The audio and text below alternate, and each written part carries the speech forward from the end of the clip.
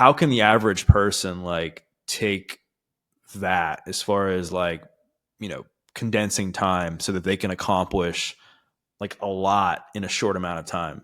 Yeah, it's funny. I was just having this conversation recently with somebody who's an author, and it's not that CIA teaches us to be hyper efficient.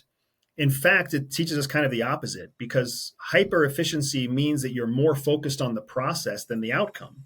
Instead, what CIA teaches us is it teaches us to balance hyper focus and something called hyper awareness. So, two extremes on a spectrum.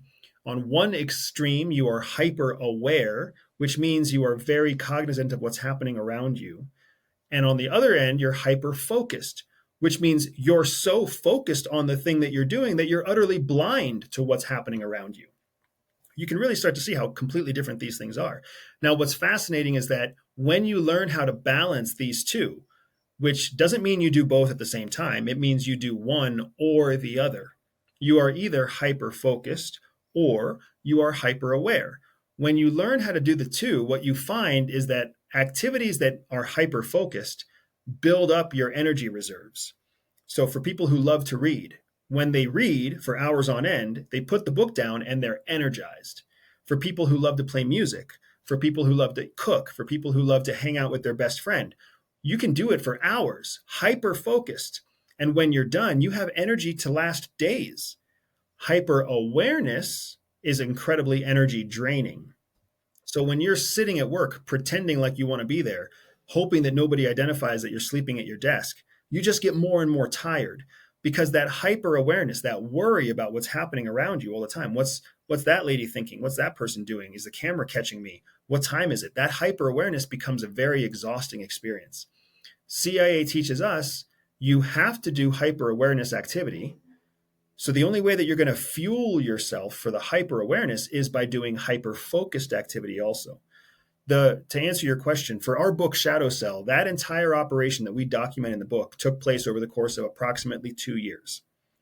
We got an incredible amount of work done in 2 years because of exactly what we're talking about now, Doug.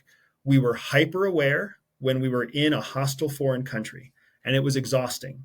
And then we were hyper focused when we were preparing to go into that country and run our operations. And by bouncing back and forth between hyper awareness and hyper focus, we always maximized our energy reserves, maximized our focus, maximized our success, so that when we got into the country to do the hard work, we had the most results. So how can like the average person like put that into practice in their day-to-day life? Let me give you a really funny, simple example, right? Um, One of the best ways to be hyper focused is when you're watching a movie or when you're binging your favorite TV show, which, let's be honest, most people do that naturally. Most people go back to their home, go back to their apartment on the weekends or after work. They lock the front door. They make themselves whatever, a cup of tea or they crack open a beer and they'll watch 3 or 4 of their favorite shows. They'll watch 4 hours, 6 hours, 2 hours of television. What they don't realize, though, is that that period of time is building up their energy. It's why they get up kind of antsy. It's why they're like, oh, like, I wonder if anybody wants to go out. I have energy to watch another movie, right? That hyper focus is building up your energy. The problem is that in everyday life, people don't direct that energy into something that is energy draining, that is also productive, right? Being hyper aware because you're self conscious at work, that's not a good way to use the energy that you saved from watching Netflix the night before. Instead, you should use that hyper awareness to start looking for a new job, start building a new business, actually write the book you've been talking about writing for the last 3 years, right? Do something that is exhausting because it builds up it drains the energy that you've built up from your hyper focus. If you don't like going to the gym, go to the gym, because going to the gym is going to make you very aware of how weak your muscles are and how easily you get fatigued. And then go back home and watch another couple of movies and build your energy back up again. And then go back to the gym again. And if you can go through this process, you're going to have incredible results. But instead, people they're using the energy they save to just make it through a miserable day. There's no future for the person who does that. Would you say that's the main reason people don't succeed in life and they limit themselves? 100%. That is the reason that there are so few success stories in life. Traveling around the world with the agency and meeting people from all over the world, meeting adversaries and allies alike, it becomes very clear that there is a type of person who succeeds and there is a type of person who doesn't succeed. And the type of person who succeeds is not smart, they're not handsome, they're not dedicated, they're not blessed, they didn't come from money. That's not the stereotype. The stereotype is that the hyper successful person is the person who is always trying to build something that they care about. And it may take them 10 years to build it, it may take them 10 weeks to build it, but they're always trying to build something. The who's never trying to build anything is the person who's destined to fail and be a repetitive failure forever. And they don't even realize that they're the cause of their own turmoil.